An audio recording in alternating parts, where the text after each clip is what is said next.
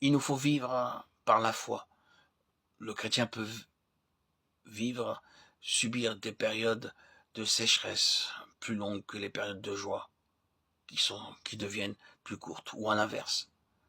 L'intensité de la joie diminue graduellement, tandis que l'intensité de la sécheresse augmente, jusqu'au jour où les deux se rencontrent comme au confluent de deux courants d'eau, de sorte que toutes les distinctions disparaissent. Finalement, elles coulent ensemble et deviennent une, étant impossible de les distinguer l'une de l'autre. L'intention de Dieu ici, en nous menant par ce chemin de sécheresse et de joie,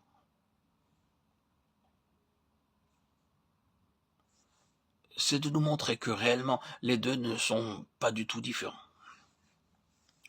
Autrement dit, notre joie et notre sécheresse se confondent et deviennent une.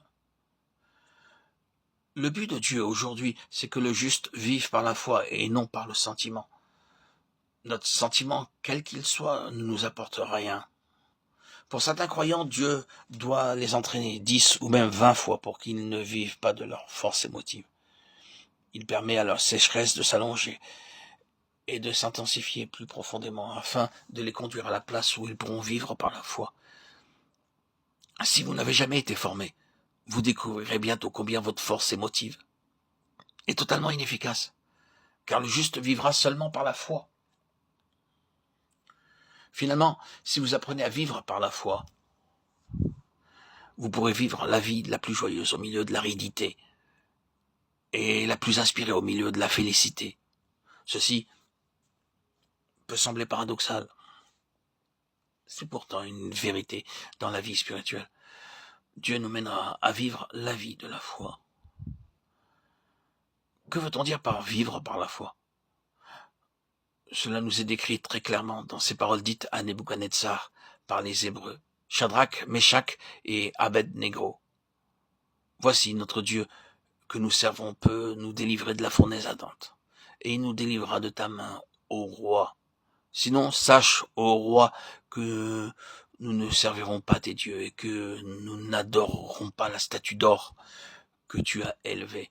Daniel, chapitre 3, versets 17 et 18. Ce qu'il voulait dire, c'était que même si Dieu ne les sauvait pas, ils n'en seraient pas affectés, ils ne changeraient pas. C'est ceci qui signifie vivre par la foi. De nos jours, les chrétiens sont trop fortement inclinés vers une vie de sensation. Si Dieu devait retirer leur sentiment de joie, ils perdraient tout. Dieu ne dit pas de vivre par le sentiment, il dit de vivre par la foi.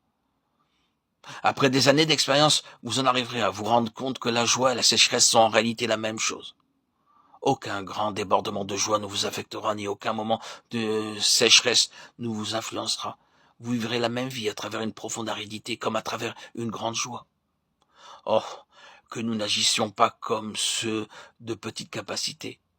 Dans la joie, ils dansent chez eux, dans la sécheresse, et ils mouillent des mouchoirs de leurs larmes.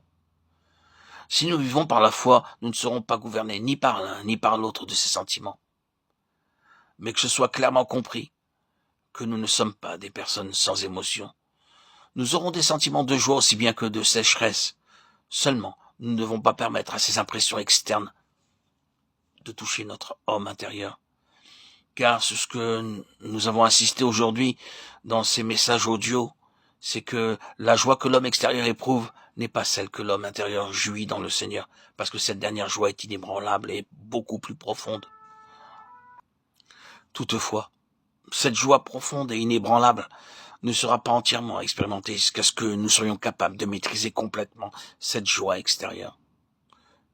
Que le Seigneur puisse achever ses intentions en nous, afin que nous vivions par la foi et non par le sentiment. À toi, Seigneur, tout honneur, toute gloire pour les siècles des siècles. Gloire à Dieu au plus haut des cieux et paix sur la terre aux hommes qu'il aime.